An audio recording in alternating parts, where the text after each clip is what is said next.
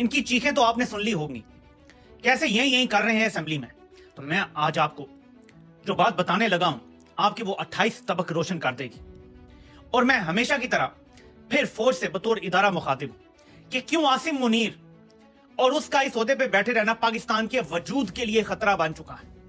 फौज का 78 साल से पाकिस्तान पे कब्जा अपनी जगह, और आसिम मुनीर जो हमारे लिए खतरा बन गया है वो अपनी जगह। इतना वाजे तौर पे मैं आपको दो चीजें बताऊंगा, सारा खेल खुल जाएगा। सबसे पहले हम जरा ये दावा सुनते हैं जो असेंबली में इसहाक डार ने किया है, क्योंकि इसी के बाद मैं आपको एक चीज बताऊंगा। मैंने ये क्लियर कर दिया कि ये जो 20 पॉइंट जो ट्रंप साहब ने जो पब्लिक की है ये हमारे नहीं है, ये मनोवन हमारे नहीं है। मैंने कहा कि इसमें कुछ चेंजेस की गई हैं जो हमारा ड्राफ्ट था, मेरे पास सारा रिकॉर्ड मौजूद है। और भाई सुने ना, आप सुन तो ले भाई, जो उस ट्वीट आ गई वो भी ट्रांजिट पे थे। मैं पीर को आ गया था, वो आज सुबह पहुंचे हैं, उनकी और एंगेजमेंट थी।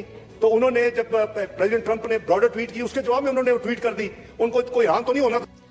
तो शहबाज शरीफ की तरफ से अब ये तोजी आ रही है, डार की तरफ से शहबाज और आसिम मुनीर गायब हैं। क्यों है मैं आपको ये भी बताता हूं।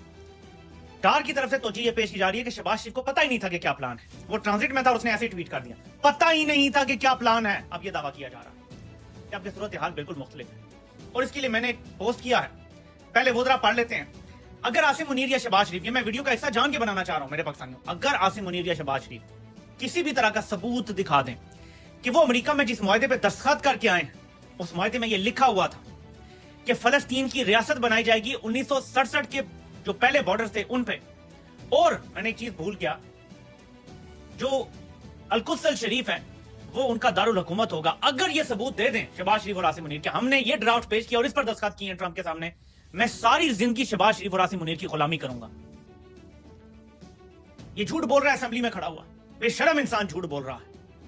एनीवे, अब कैसे सौदा हुआ है उम्मत का और कौन कितनी अहमियत का हामिल है, उसके लिए मैं आपको एक क्लिप सुनाता हूं, फिर आते हैं इनकी गेम पर।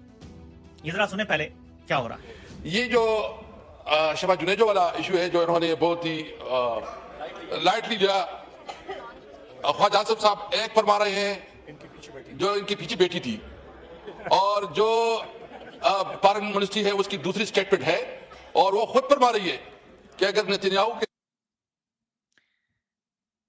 जैसे ही कहा गया अगर नेतन्याहू, तो साथ ही फीड काट दी गई। नेतन्याहू के बारे में पाकिस्तानी मीडिया पे अब बात नहीं हो सकती उसके खिलाफ। लेकिन एक और चीज कि शमा जुनेजो के बारे में भी बात नहीं हो सकती। वो जो खातून ख्वाजा आसिफ के पीछे बैठी थी वो इतनी तगड़ी है कि उसके बारे में भी बात नहीं हो सकती, फीड काट दी जाएगी। तो आप समझ जाएं कि वो किधर से आई है, कि उसके पीछे कौन सी कुव्वतें हैं।